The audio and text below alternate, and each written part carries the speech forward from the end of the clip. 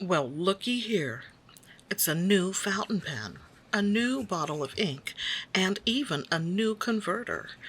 How thoughtful is that? Thanks, bro.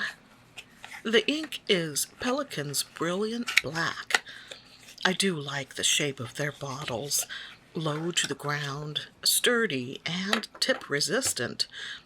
Kinda like Middle Earth dwarves.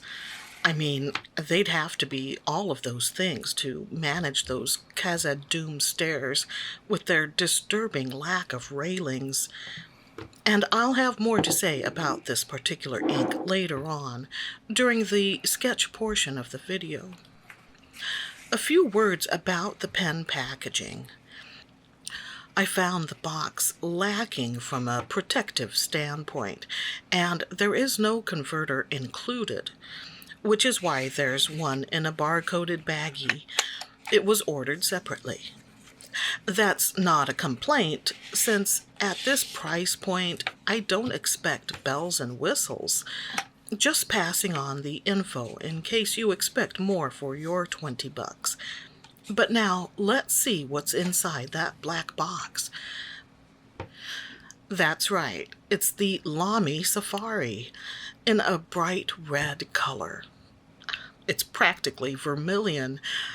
I've mentioned more than once that I love earth tones, but honestly, I can't take my eyes off this gorgeous color. Check out the clip and the ink viewing window, two elements that make this pen and its close relatives stand out.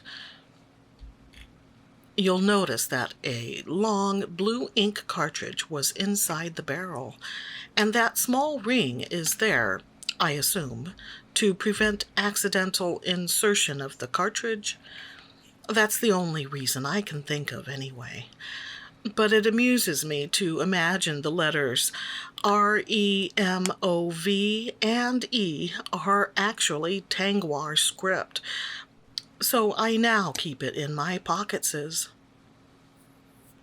According to the Lamy website, this design first appeared in the 1980s.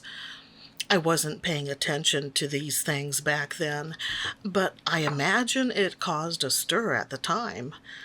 But even today, if it's not exactly edgy, it at least feels contemporary.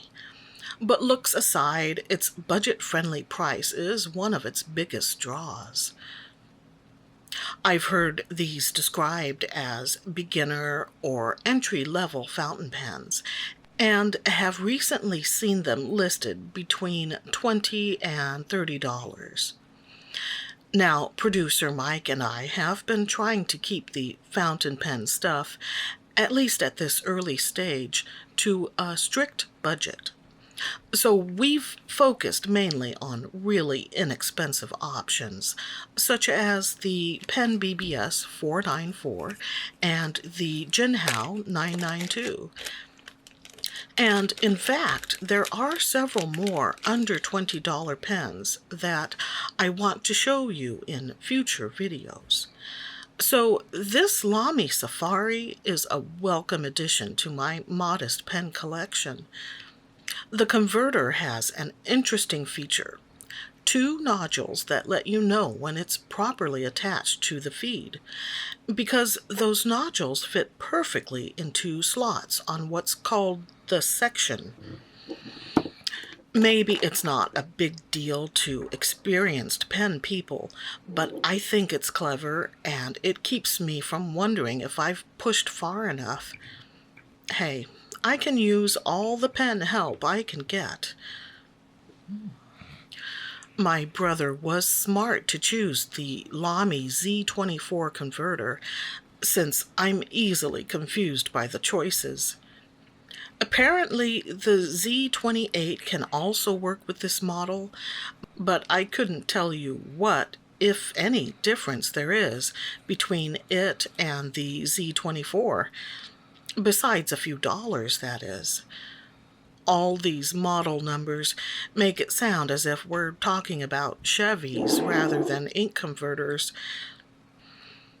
Most of my pens so far use the same piston filling mechanism, whether built in or via converter. So this was simple enough for me. I should point out that the bulk of the pen is mainly ABS plastic, making it strong but lightweight. No, it doesn't have a pricey feel, but at the same time, it has good hand feel for me, especially while posted. Interestingly, I had another person try it out, and he did not care for the placement of the finger indents. It felt better to him upside down in the reverse writing position. I have to say, as far as fountain pen names go, Lamy Safari is one of the coolest. But I'm not so superficial as to base my opinion solely on cool factor, so I put the Lamy Safari through the usual exercises. Having filled the pen with Pelikan's brilliant black ink, I went on to produce writing, swatching, and sketching samples in my pen and ink logbook. It may say creme de cassis there, but in my fancies, it's the last of the old vineyards. I was listening to a bit of Wagner's Der Ring des Nibelungen, and now I've got elements of Germanic and Norse sagas on my mind, such as dwarves and the Ring of Power. Some of those elements are shared with Tolkien's works, since they are based on a lot of the same source material. So you can imagine the mishmash of stuff currently bouncing around in my head. And with both Pelikan and Lamy being German brands, I just couldn't resist the association game. Hey, you gotta throw a bone to those LOTR fans every now and then. They're out there, and they're hungry. Oh, man. Pelikan's brilliant black ink looks fine and performs well, but there's one thing that prevents me from recommending it. Have you ever opened a bottle of ink and were immediately struck with an intensely unpleasant odor? Because that was the case with this bottle of brilliant black. I'm not saying it was noxious, but Boromir's poisonous fume speech comes to mind. And that's not even the worst odor I can imagine, because I've smelled fish fertilizer. Now, I understand that inks going off due to contaminants is something that happens at times. I'm not an expert, but to me, this smelled more chemically than organic or moldy. And I just have no explanation to offer. The other Pelikan ink I have is their dark green, and I had no issue with that one, olfactory or otherwise. Wait, I take that back.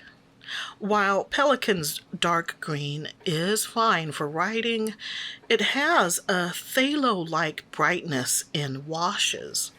That matters to me since I want to be able to art with my inks. So there are pros and cons, good and bad, slinker and stinker. In this case, literally. So, unfortunately, I am discarding that bottle of brilliant black. Fortunately, I currently have a couple of other black inks that I'm impressed with. Diamine's Jet Black, which I've already shown, and Monteverde's Documento Black, which will be shown in a future video. So, the Lamy Safari.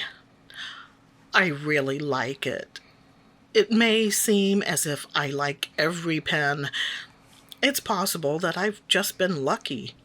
but I love writing with it, and I even dig the color. I'm happy to share this pen and ink session with you. Until next time, remember, it's Inkworks, not Stinkworks. And stay artsy, my friends.